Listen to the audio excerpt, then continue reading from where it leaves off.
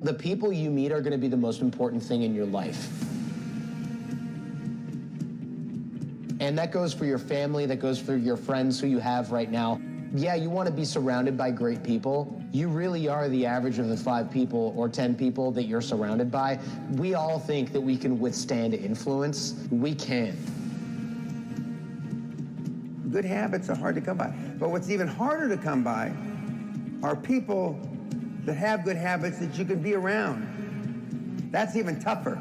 You are the average of the 5 people that you spent the most time with growing up. For most of the guys and gals on the planet, let's go out and have a drink after work. You don't say, oh, well, he's a high performer, she's a pisshead. That's not how you pick the group, is it? I'm gonna make you give me 2 lists. One list, your goals. Intermediate, short-term, long-term goals, okay? Both in personal and business. You put another list together and you say who you met with from Sunday midnight till Saturday midnight for 1 week. Who you talked to or who you met with, okay. And you put the list together. Okay, let's say there's 50 people on this list. Now, you put a number by every person that you emailed, Skype, tweet, and which one of your goals on this other side of the paper they have anything to do with. You will be staggered, stunned, gobsmacked, awestruck. Show me your friends and I'll show you your future. When you cultivate who's around you, you're cultivating who you are. You don't think so. You think those are just your friends or who you're killing time with. You think it's for fun. You are whittling yourself. You are sculpting yourself out of those people. You just don't think about it that way, but that's what's happening. Toxic people, we get it, right? We all understand that we want to get rid of toxic people. That's more obvious. The real danger, I think, is ambivalent relationships. So these ambivalent relationships are the people where either you don't know how you stand with them, so you don't know if they like you or not, and they're also the people where you don't know if you really enjoy hanging out with them or not. And the biggest thing that happens with friendships is they do go stale. And that's a very weird thing to say, but there are people, I'm sure you could think of someone in your life where every time their number pops up on a text message, you're like, ugh, it's been a while, I better call them. Or you see them out of convenience or out of location. And I think that those are the kind of friendships that really drain you. There's actually a study that was done on ambivalent relationships. They did a research study with police officers, and they asked police officers to identify the amount of toxic people in their workplace and the amount of ambivalent people. And they found that the police officers who had more ambivalent relationships were sick more often, had less happiness at work, and didn't like their job as much than police officers who had toxic people. And the reason for this is because if you have a toxic person, boundaries are easy.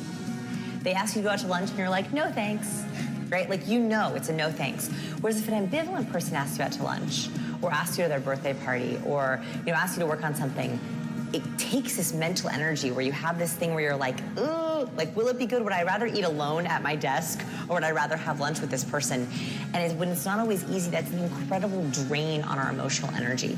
And if you are an introvert or an ambivert is someone who is kind of splits between extroversion and introversion, your energy is finite and our mental space is finite. I thought that mental space was sort of endless, right? You could learn forever. You could think about things forever. But actually, we only have a certain amount of mental time every day. And if we're dedicating that to trying to figure out if someone likes us or not, which is a very important thing, we all like to be liked whether we admit it or not, that I think is a waste of mental energy. Why would we want to spend it towards that? And that's why I think ambivalent people are more dangerous. Are you ever doubting that they're really happy for you? I think that's the only question you have to ask yourself, and it might be an inconvenient truth. Like, don't answer it off the cuff. Like, don't answer it really quickly. Like, try to think of all the times in the last 6 months that you've seen them and shared something. Did you feel like they were as happy as you were about your happiness? A really true good friend will mirror and match that excitement with you. Someone who's not as happy for you will come in with dream killer questions. What happens is I started to see friends who were not only lying to me, but lying to themselves.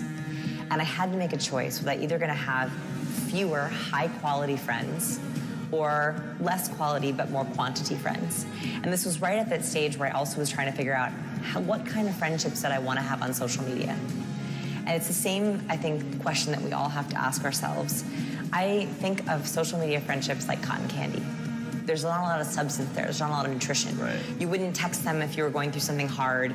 You wouldn't, call them if something happened to them. But it's a fun, exciting friendship. The thing is you eventually need to have a meal, right? Like cotton candy is okay every once in a while, but if you have too much of it, your teeth begin to rot from it. They ache from the sugar, and they give you a sugar headache. And so I think that it's about what are the friends that give you nutrition, and then which are those friends that are kind of the surface ones. And that was a big decision I had to make. You think, I only hang out with these guys because they live near me, but they're cool. We just play video games. They're not like my real influences. What you're doing is who you are. If you're playing Xbox on Friday to blow off steam, but then that same guy crashes on your couch, and then you order some pizza, and then the next day you sleep in, and then you crack a beer and you go out for breakfast, that's fine once every couple months, but if that's what you're doing all the time, that's who you are, even if you don't want to believe it. And I spent a lot of years in denial. I can go out drinking 4 nights a week. It's not really who I am. I'm just doing this because that's what my friends like doing. That was you, man. That's who you are. That's where your time and energy are going.